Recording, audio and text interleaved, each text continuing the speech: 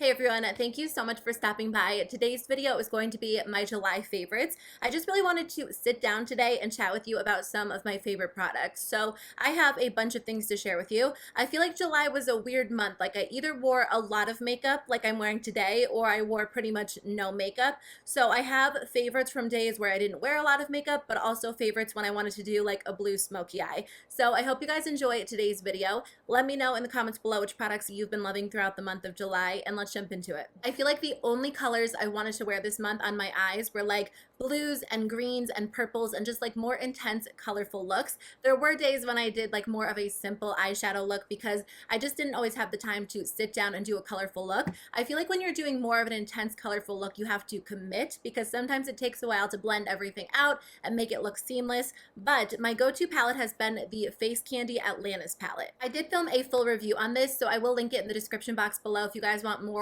of an in-depth video on the palette. But I've really been enjoying it a lot for like my go-to blue and green eyeshadow looks. It's just really easy to use. The metallic shadows are flawless. They work perfectly well. They're smooth and seamless and pigmented, and they go on the eyes and stay in place, which I feel like is really important if you're doing a little bit more of a bold look. The matte shadows are definitely powdery, not just a little powdery, they're very powdery. So if powdery shadows bother you, this is not going to be the palette for you, but it's really affordable. So if you've been wanting to try out some more colorful shadows, but you don't want to spend a ton of money, and if you don't wear blues and greens super regularly, it might be nice to just have a more affordable option to play around with. Like I said, the matte shadows are very powdery. It doesn't bother me because I feel like they blend out really well, but I know not everybody is the biggest fan of the Face Candy formula. I enjoy it. I think they perform well, especially for the price. I'm wearing the blue one all over the lid today, and then I actually just blended it into the crease. I know a lot of times when you watch YouTube videos or tutorials, people only stick with matte shadows in the crease, but shimmer shadows actually blend really well in the crease,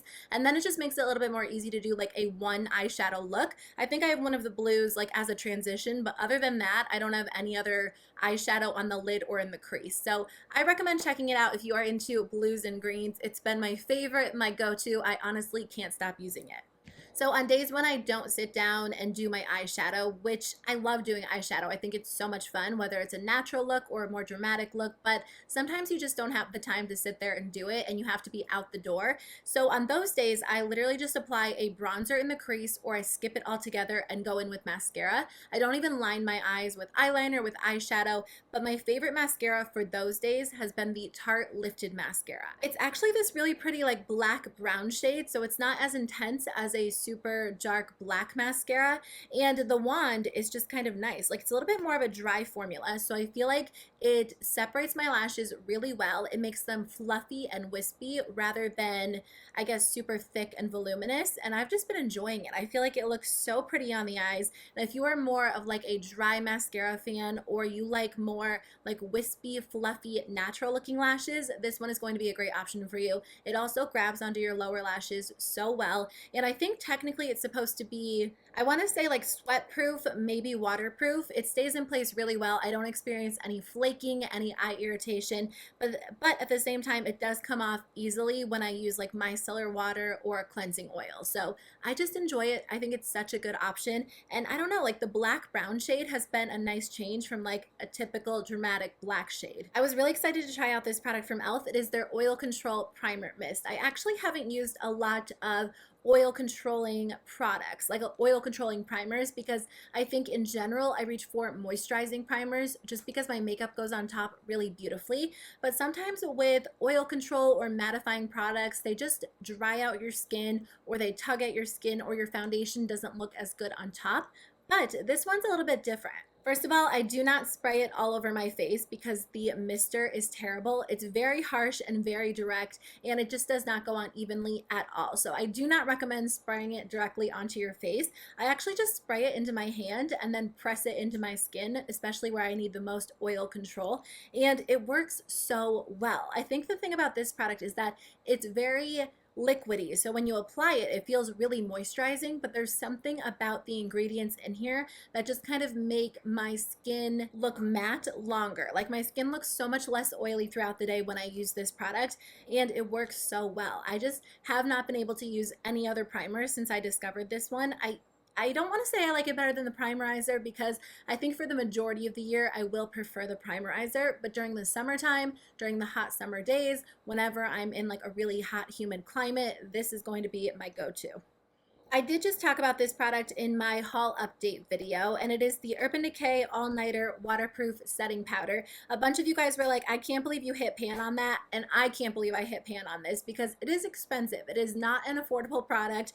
I mean, it's not the most expensive, but it is a high-end powder. Unfortunately, I go through my powders so quickly. I have extremely oily skin, so like a light dusting of powder is not something that I've ever done. Okay, I love this product so much because the formula works so well. This combined with the E.L.F. primer will literally keep my foundation in place all day long. This is not a translucent powder, and a lot of you guys have told me that it makes your foundation look so much darker like it does for me. It actually matches my skin pretty well. I am wearing it today, and I got a little bit of a tan, so I feel like even though it matches me right now, I think probably by the end of August it's going to be significantly too dark for me, which makes me so sad because I like the product so much. Not that this product feels heavy, but it is a super matte powder. I don't know, it's just kind of interesting. A few of you guys told me that you use like a large fluffy brush and you apply a light layer to your face and you don't notice that it makes your skin look any darker. Like it actually just looks translucent when you do that. Maybe I'll have to try that. I mean, I've never been like a light-handed type of person when it comes to face powders because my skin is so oily. So I always go in with a pretty significant amount, but unless I have a tan, like it's going to be way too dark for me. So I think if you have a fair or light skin tone, you have to be careful when buying this powder. I mean, some people said it works well for them even if they have a lighter skin tone. I like the powder, but at the same time, I just wish they had additional shades or that it truly was like a translucent powder. I think I've talked about this bronzer in the past few favorites videos that I filmed, so I just want to quickly mention it again. But theBalm's Take Home the Bronze Anti-Orange Bronzer has been my go-to. It's been the only bronzer that I've been using all summer. I feel like even when a bronzer claims to be anti-orange, and again, I've mentioned this before, I just feel like they always look so orange or warm on my skin tone. And this is like the first cooler toned bronzer that I've tried that I love. It just blends so well onto the skin. It is a matte bronzer, but I love it because I can kind of use it to contour and bronze at the same time. And I also love using it as an eyeshadow. It's just easy to work with. I just had to keep you guys posted. I'm still using it. It's still one of my favorites. I feel like I've been skipping blush a lot this month. I just go in with bronzer and then maybe highlighter, but when I do choose to wear blush, I've been reaching for the Essence Metal Chrome blushes. I have two different shades that I've been using and I just really mix them together. The first one is in the shade The Beauty and the Bronze, and I love this color. I feel like it just gives you a beautiful bronze glow, but it's kind of like a terracotta or like a rosy shade. So it looks really gorgeous. It adds a little bit of color to your cheeks, but at the same time, it just looks so summery and bronzy, and it's so beautiful. I can't get mine open. This is what it looks like. It looks a little bit intense in the pan, but you can actually sheer it out or build it up for more of a pigmented appearance. So I feel like this would work for a lot of skin tones. And then I also like the shade My Name is Gold Rosé Gold, but this one is more of like a blush topper. And I know blush toppers sound like a marketing gimmick, but honestly, if you just layer this over any blush, it looks so beautiful. So I actually like pairing it with this one because I'll apply this one to the cheeks, layer this one on top, and then it just gives my skin a really gorgeous glow. And I feel like it's just summery and beautiful, and I can't get enough of it. So I really, really enjoy these two together. You guys, I used to struggle with the worst breakage. Like this part of my hair, this is so long for me because it broke at one point, like almost up to my eyebrow. And I would like, I know it's so stupid, but priorities. Obviously, my priorities were a little bit weird at that point, but I would just cry because all of my hair was breaking off and I didn't know what to do. And like, look how long it is now. Like, I didn't cut these layers into my hair. My hair had just been breaking like crazy. And I've been doing my best to like take really good care of my hair, use good products, and I think like just eating well and exercising and being less stressed obviously make a big difference as well. But Briogeo products I think are a game changer. They really make some good products. So if you're willing to spend the money and try them out, I do recommend them. So anyways, I've been using their new Be Gentle, Be Kind Matcha and Apple Replenishing Superfood shampoo and conditioner. And they did send these to me in PR, but I'm actually going to repurchase them myself. I'm placing an order at some point over the weekend because I need to repurchase my eye cream, and then also there was another product I needed to repurchase, so I'm just adding these two to my list. Again, they are expensive for shampoo and conditioners, but I don't know, like these days I'm just like willing to spend the money on high quality hair care products and skincare products. I like these because they're very lightweight. They do not weigh my hair down at all. They smell like green apple. I actually used to use this detangler when I was little, and that is exactly what this product smells like. Do you guys remember that?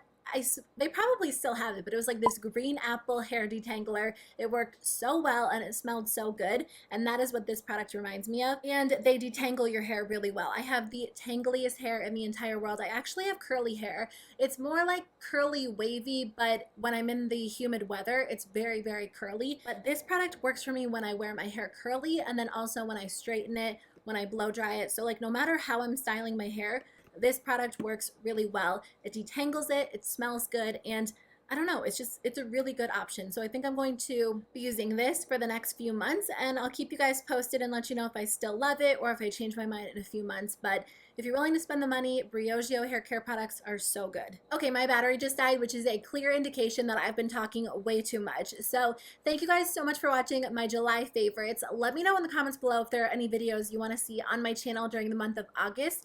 I think I have a little bit more free time in August, so I'm planning on filming 4 to 5 videos a week, and I want to just do something interesting and fun and switch it up at least once in a while. So if there's anything you want to see on my channel that I don't normally do, let me know in the comments below. But thank you guys so much for watching. I hope you have a great day, and I'll see you in the next video.